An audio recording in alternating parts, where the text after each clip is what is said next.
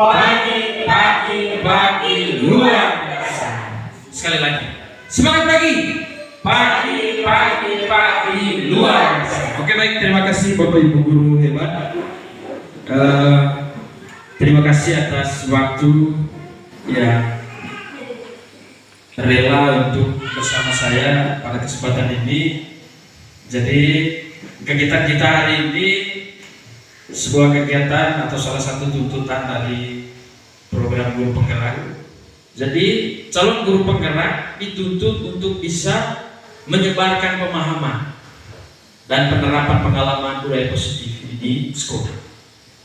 Jadi untuk itu hari ini saya mengundang Bapak Ibu atau kita bersama-sama di ruangan ini untuk membagikan materi-materi yang saya dapatkan di modul ini ke Bapak Ibu guru yang nantinya bisa tularkan ke anak-anak nanti di sekolah atau di lembaga.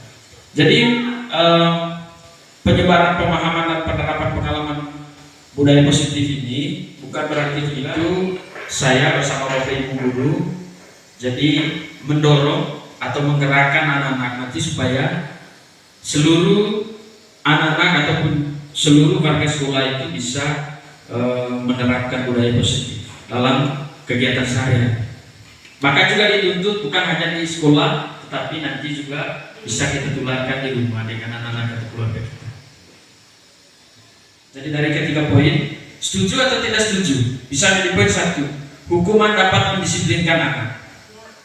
Jadi saya memilih poin pertama, di mana hukuman dapat mendisiplinkan anak. Saya setuju, karena salah satu hukuman itu bukan berarti kita memberikan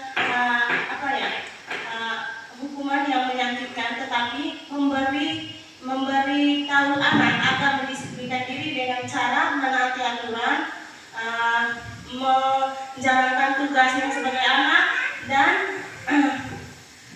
serta anak itu dapat memiliki positive thinking. Itu saja. Ya, oke, baik, terima kasih Ibu. Jadi menurut Ibu bahwa hukuman ini menjadi salah satu bentuk untuk bisa mendisiplinkan anak. Setuju? Mungkin Ibu Jihan? Saya nomor 3. Oh, nomor 3. Ya, terima kasih. Di sini ada pertanyaan. Yang ketiga, memberi penghargaan dapat meningkatkan motivasi belajar anak.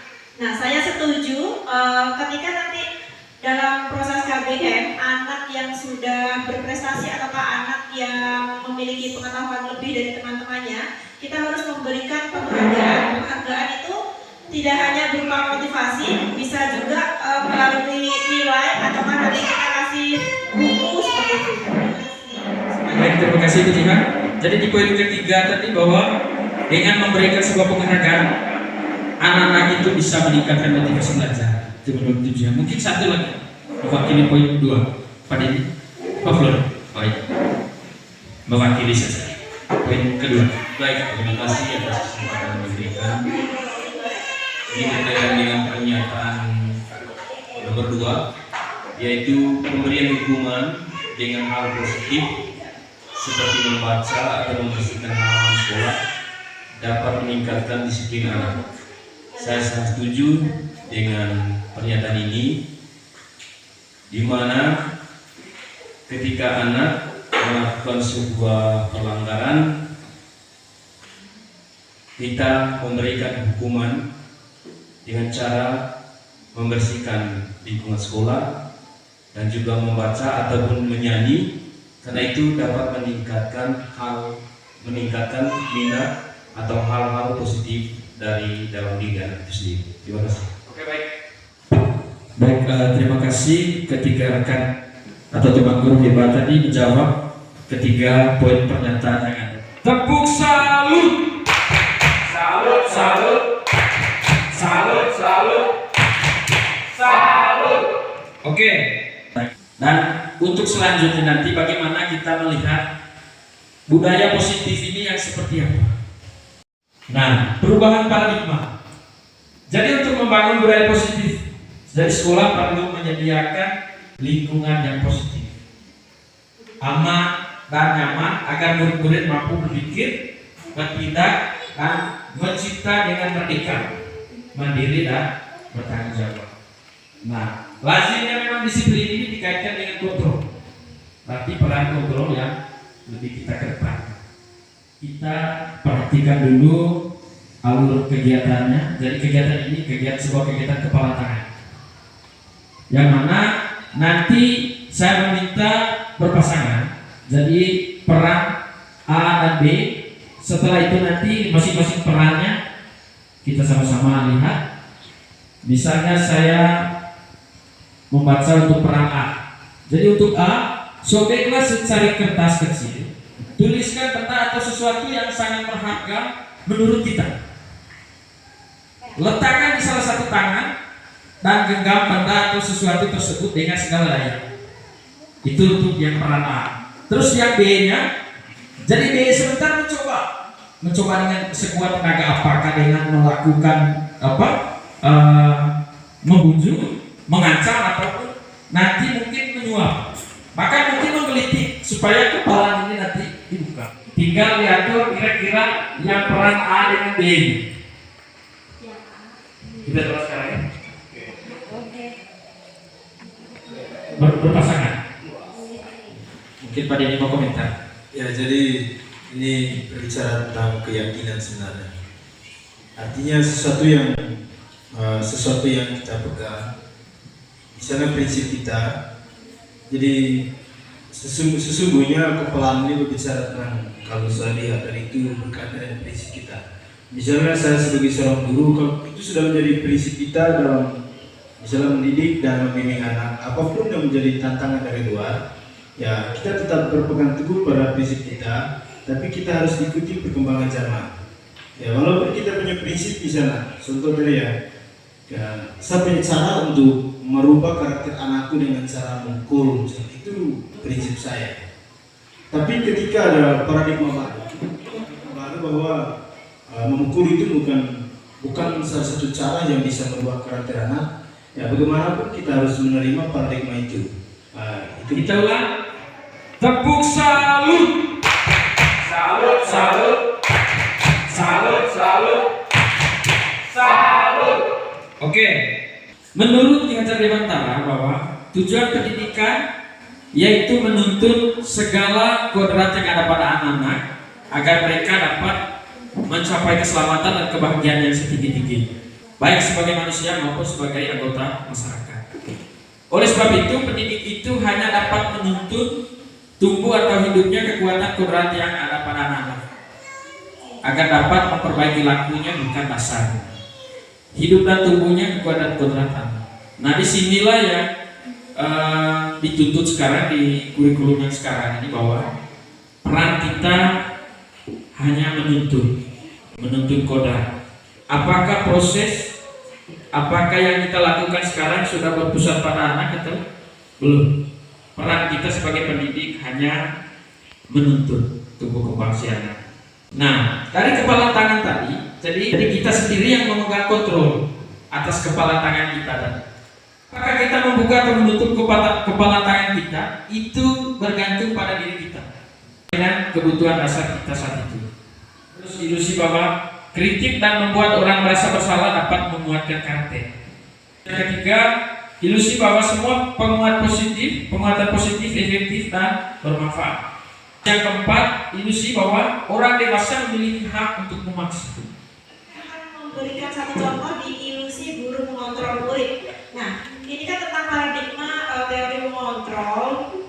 Kemudian begini, misalkan di pembelajaran bahasa Indonesia kelas 11 itu tentang kurikulum merdeka ya Pak ya. Nah, bagaimana cara guru mengontrol murid? Jadi kalau salah satunya kemarin ada teks eksplanasi yang berkaitan di kegiatan alam. Sebenarnya kalau misalkan anak itu nanti ramai sekali, mereka tidak paham atau mereka mencari informasi yang diberikan guru, itu kan mereka ribut seperti itu. Nah, guru harus bisa mengontrol murid bagaimana cara anak-anak ini tidak ribut. Akhirnya kita harus berpihak pada murid. Jadi kita harus memberikan kepercayaan kepada siswa itu supaya siswa itu mempresentasikan apa yang mereka cari. Misalkan kemarin sudah presentasi mengenai fenomena banjir, kemudian longsor yang ada di sekitar kita. Nah, itu tugas guru untuk mengontrol supaya murid itu tidak hanya mendengarkan dari guru, akan tetapi murid juga bisa menjadi guru di dalam kelas. Terima kasih Pak. Baik, terima kasih Bu. Super sekali apa yang Ibu Jihan sampaikan tadi. Jadi ini sebuah gambaran bahwa tepuk salut, salut, salut, salut, salut, salut. Oke, terus lanjutannya tadi bahwa perubahan paradigma stimulus respon, teori kontrol atau teori pilihan ini, siapakah sesungguhnya yang memiliki kontrol? Ada beberapa dari stimulus responnya, misalnya ketika kita mencoba mengubah agar berpandangan sama dengan kita, tetapi di teori kontrolnya berusaha memahami pandangan orang lain tentang dunia. Artinya belum tentu. Dan di poin yang kedua, perilaku buruk dilihat sebagai suatu kesalahan. Mungkin itu yang sering kita buat selama ini. Sementara semua perilaku itu memiliki tujuan. Misalnya sambil contoh, misalnya soal siswa, ketika dia datang sekolah misalnya tidak pakai sepatu, karena mungkin kita langsung mengambil suatu tindakan, kita menghukum, terus kita langsung mungkin memberikan sanksi. Padahal di sini mungkin dia punya tujuan lain. Mungkin dia jika itu pun orang lain bisa mengontrol saya, berharap orang lain bisa. Sementara hanya kita sendiri yang bisa mengontrol diri kita. Begitupun saya bisa mengontrol orang lain, Anda tidak bisa mengontrol orang lain. Apakah makna disiplin? Disiplin diri membuat orang menggali potensinya menuju sebuah tujuan, apa yang dia hargai. Namun kenyataan atau dalam budaya kita, makna kata disiplin ini telah berubah menjadi sesuatu yang dilakukan seseorang pada orang lain untuk mendapatkan kepatuhan. Kalau kita kaitkan dengan nilai-nilai kebajikan atau yang kita kenal sekarang ini profil pelajar Pancasila. Profil pelajar Pancasila ini sudah kita tahu bersama bahwa ada 6 motivasi perilaku manusia, ini ada 3. Jadi yang pertama, untuk menghindari ketidaknyamanan hukuman. Karena takut dihukum, mungkin takut diberi sanksi untuk kita bapak ibu gurunya misalnya, makanya kita menjalankan tugas. Begitupun sebaliknya siswa, karena takut dihukum oleh bapak ibu guru, mau tidak mau dia harus hadir di setiap kegiatan atau hadir sekolah. Tentunya ini selalu motivasi dari luar, dari eksternal. Terus untuk teori yang kedua, untuk mendapatkan imbalan dari orang lain atau institusi. Jadi kadang menjalankan sesuatu, untuk melakukan sesuatu itu, dia tunggu diberi penghargaan, dipuji, disanjung. Oh iya, dia yang baik, dia yang. Terus yang ketiga, untuk menghargai diri sendiri. Justru dia mempertanyakan ke dirinya bahwa saya akan menjadi orang yang seperti apa bila saya melakukannya. Saya harus meyakini, saya melakukan seperti ini tanpa iming-iming atau tanpa menuntut pimpinan, misalnya memberi sanjung. Ketika misalnya bertahan hidup ini, mungkin saya contohkan dengan makanan, makan, air. Terus untuk kasih sayang dan rasa diterima. Mungkin di kelas kadang juga kita tidak merespon apa yang siswa lakukan. Jadi jangan heran ketika misalnya siswa kita mungkin memunculkan hal yang aneh, mengganggu teman, hanya untuk diperhatikan. Terus kesenangan, kadang juga kita membatasi kesenangan atau kedewasaan. Mungkin ketika misalnya bertahan hidup ini, mungkin saya contohkan dengan makanan, makan, air. Terus untuk kasih sayang dan rasa diterima. Kadang juga kita tidak merespon apa yang siswa lakukan. Maksudnya kadang menurut mereka ini saya seolah-olah tidak diterima. Begitu pun sesama teman. Sementara kebutuhan dasar kita manusia ini semua ada.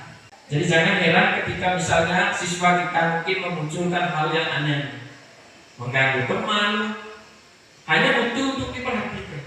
Terus kesenangan, mungkin kadang juga kita membatasi kesenangan atau kedewasaan siswa. Bahkan kita sendiri. Ibu Ani, guru kelas 5 SD, Pelita Hati, sedang bingung menghadapi salah satu murid di kelasnya, yaitu Agus.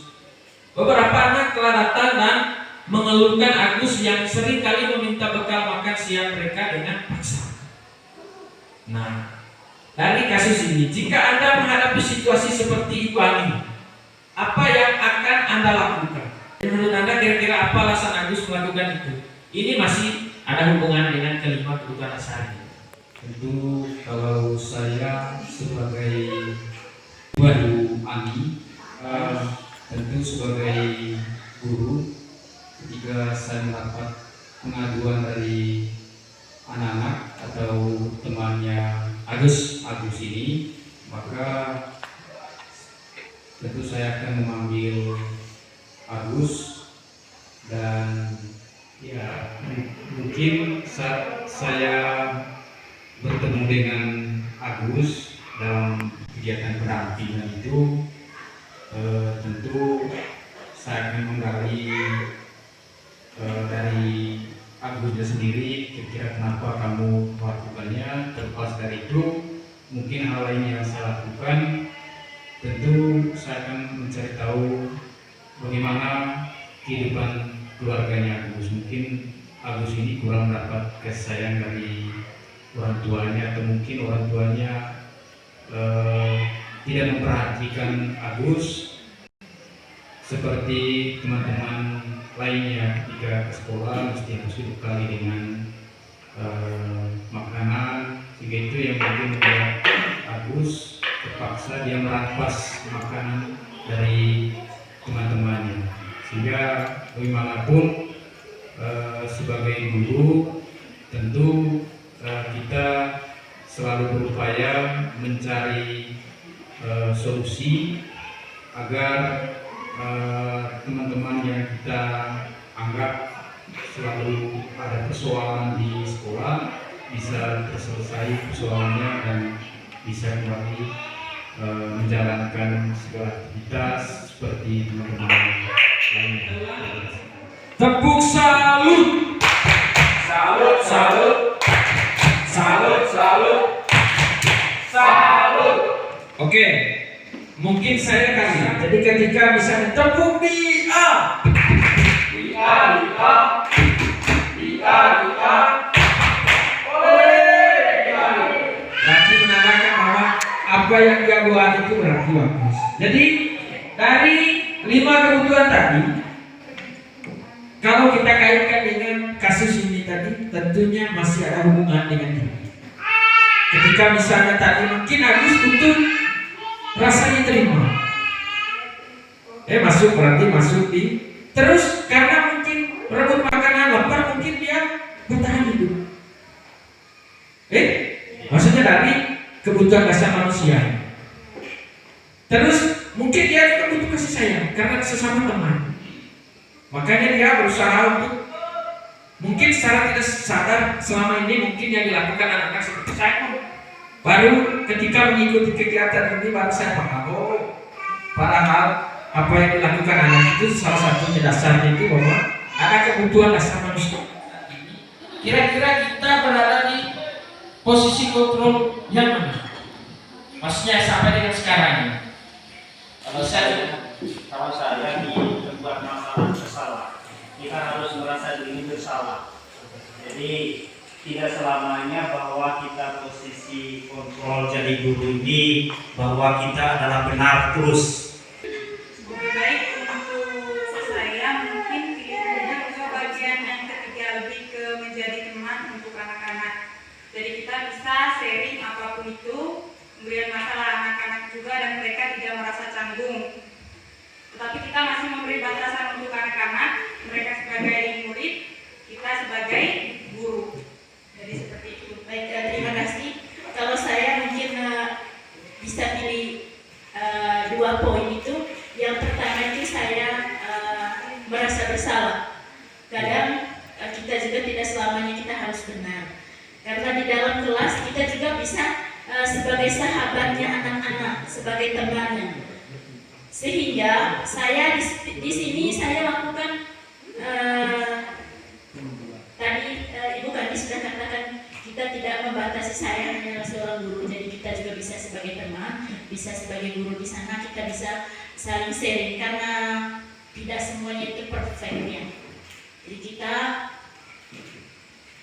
tidak bukan hanya sebatas guru saja.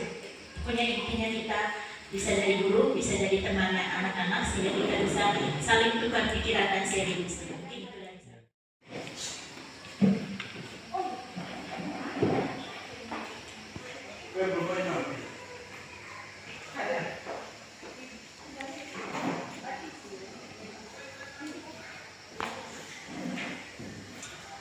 Berarti Bapak Ibu sudah mencocokkan dengan pernyataan-pernyataan yang ditampilkan. Jadi di poin pertama saya kecewa sekali dengan kamu. Jadi yang poin pertama, membuat orang merasa bersalah. Saya kecewa sekali dengan kamu. Terus yang kedua, kamu tidak pernah benar melakukannya. Terus yang ketiga, ayolah lakukan demi ibu atau bapak. Terus yang keempat, apakah kamu mau mendapatkan sakit di tangan ini? Terus yang kelima, bagaimanakah kamu bisa menyelesaikan masalah ini? Manajer. Dan yang keenam, kamu selalu yang paling terakhir. Ini posisi atau 5 posisi kontrol guru tadi, kira-kira kita mau posisikan yang mana? Tetapi memang yang mau kita harapkan sekarang ini harus ke posisi yang kelima atau sebagai tujuh. Baik, kita lanjut. Nah, sekarang kita lanjut ke keyakinan kelas. Jadi mengapa tidak peraturan saja dan mengapa harus keyakinan kelas? Nah, ada beberapa poin di sini. Yang pertama, mengapa kita memiliki peraturan harus menggunakan helm bila mengendarai kendaraan roda 2? Itu kan peraturan yang dibuat. Mungkin karena kita yakini ketika memakai helm pasti kita akan selamat ketika terjadi kecelakaan. Itu kita yakini seperti itu. Ketika tidak menggunakan helm, mungkin ya begitu jatuh pasti akan mengalami benturan ataupun hal-hal lain. Terus yang kedua, mengapa kita memiliki peraturan 3M? Misalnya yang kemarin menggunakan masker, mencuci tangan dan menjaga jarak 1,5 meter supaya tidak terpapar dengan virus corona itu yang kemarin. Itu aturan. Terus kita yakini bahwa ketika misalnya kita melanggar ini berarti kita akan terpapar virus. Kalau kita taat ya pasti kita tidak akan terpapar. Terus yang terakhir, mengapa kita memiliki peraturan harus datang tepat waktu pada saat mengikuti pelatihan? Mungkin saja ketika terlambat, mungkin bisa saja diusir atau bisa saja nilainya lain atau bisa saja tidak diizinkan untuk melakukan. Nah, ini berkaitan dengan keyakinan.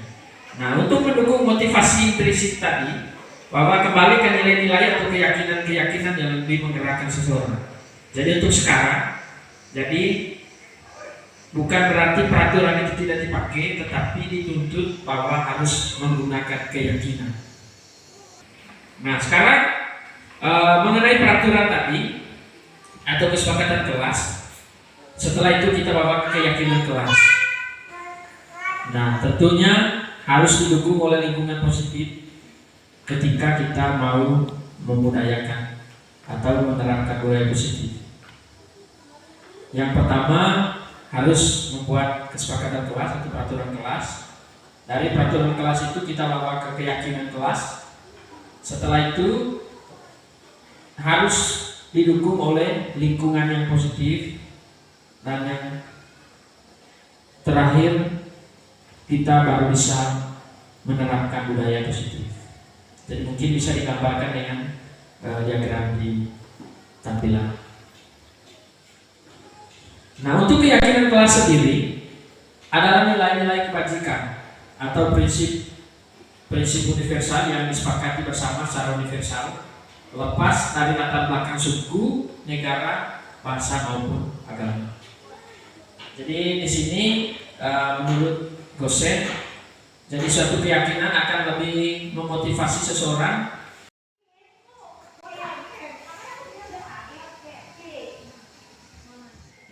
menanyakan keyakinan ini.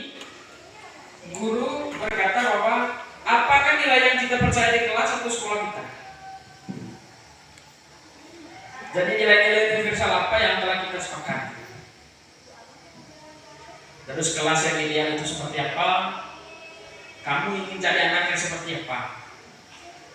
Jadi memang sebenarnya tadi Bapak Ibu muara dari beberapa hal yang kita ikuti ini. Jadi bagusnya kita nanti ketika kita selalu meyakini atau kita sepakati untuk membuat keyakinan.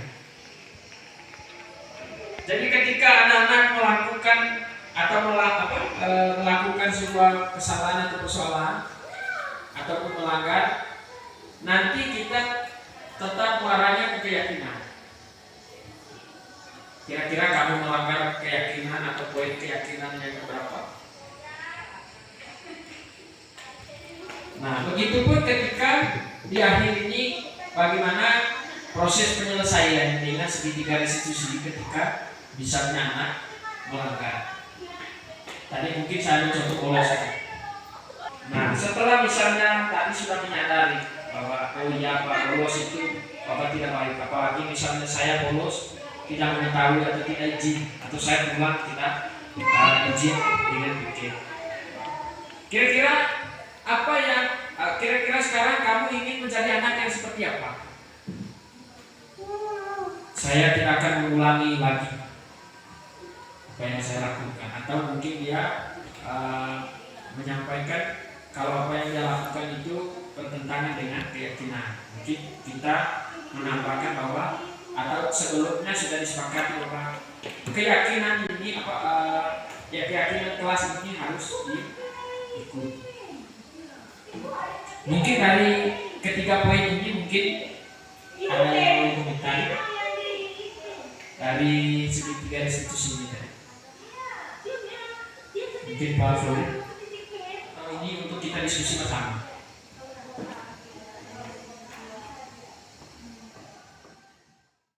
Jadi pada kegiatan hari ini ada beberapa hal baru yang saya dapatkan dan sangat penting bagi saya sebagai guru. Yang pertama itu paradigma atau cara pandang saya dalam merubah karakter atau berupaya untuk merubah kemampuan peserta didik. Karena selama ini ketika anak-anak melakukan kesalahan, cenderung yang kita terapkan adalah kita buatkan sebuah peraturan. Akan tetapi ternyata peraturan atau aturan yang kita buat itu dia tidak merubah karakter peserta didik, tapi cenderung ke takut dengan aturan yang ada. Akan tetapi dia punya jangka waktu tertentu yang berbeda. Di saat dia tidak merasa takut dengan aturannya, maka dia akan melanggarnya lagi. Tapi hari ini hal baru yang saya dapatkan, ketika kita bangunkan sebuah keyakinan dalam diri peserta didik, maka itu akan menjadi lama-kelamaan keyakinan yang ada itu akan menjadi karakter dalam dirinya. Apabila kita sebagai guru menerapkan keyakinan yang bagus, maka itu akan menjadi karakter bagus ke depannya bagi peserta didik itu sendiri. Saya rasa itulah hal baru dan sangat penting bagi saya dapat pada kegiatan hari ini. Karena ini menjadi paradigma baru dalam sistem pendidikan di Indonesia. Jadi bukannya menghilangkan aturan, tapi kita membuat aturan itu menjadi keyakinan bagi peserta didik. Terima kasih. Dalam kegiatan ini muncul atau mengklarifikasi bahwa fungsi kontrol dari guru ada beberapa hal yang sangat menarik, sehingga itu yang membuat saya menjadi refleksi terhadap diri saya bahwa ternyata ada fungsi kontrol dari saya selama ini yang kurang begitu bagus. Dari kegiatan ini saya mendapatkan pengalaman yang cukup luas seperti itu. Kemudian ini berkaitan dengan fungsi kontrol tadi, tugas sebagai pendidik. Lalu yang terakhir tadi itu berkaitan dengan keyakinan kelas. Berawal dari kesepakatan muncul keyakinan. Selama ini yang kita kenal di kelas, bahkan di lembaga itu adalah aturan. di mana aturan itu kita lakukan, kita jalankan hanya untuk menghindari hukuman saja. Tetapi dari keyakinan, dari hal baru ini, yaitu membentuk keyakinan, ini saya rasa kita sebagai warga kelas dan warga sekolah membuat sebuah keyakinan, membuat sebuah kesepakatan, dan kesepakatan itu kita yakin terhadap diri sendiri bahwa akan membawa kita ke hal yang positif. Itu dikatakan itu kalau kita membuat suatu kesepakatan yang pada akhirnya muncul keyakinan. Bahwa hal baru yang saya dapatkan terutama berkaitan dengan keyakinan kelas atau membuat kesepakatan kelas.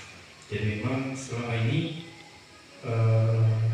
yang selalu kita ikuti itu mungkin hanya pada peraturan yang secara umum saja, dan itu mungkin yang terkadang siswa-siswi kita sering melanggarnya karena peraturan itu hanya ditempel kemudian dibaca. Padahal kalau dengan keyakinan tadi, dengan kesepakatan bersama, artinya antara guru dan siswa berkomitmen untuk melaksanakan apa yang memang sudah menjadi kesepakatan bersama antara siswa dengan murid berkaitan dengan keyakinan kelas itu, sehingga sangat menarik sekali dari kegiatan hari ini. Semoga saja untuk hari-hari selanjutnya kita tetap selalu berdiskusi.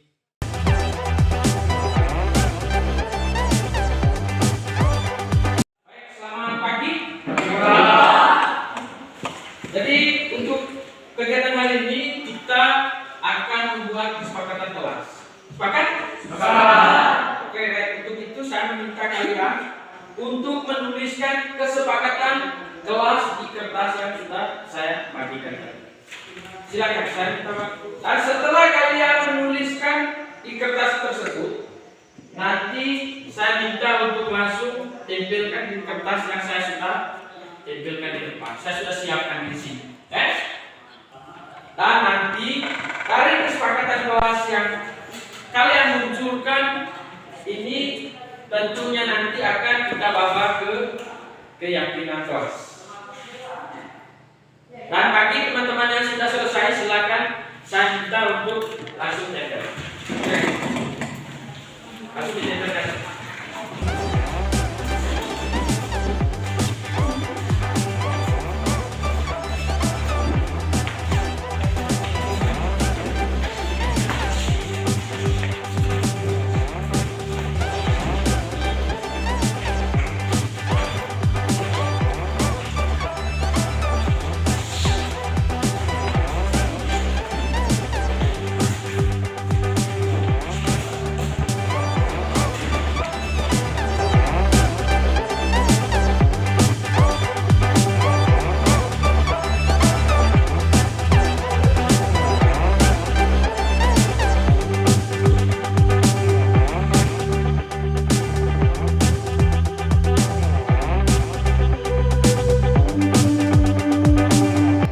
Saya sangat senang.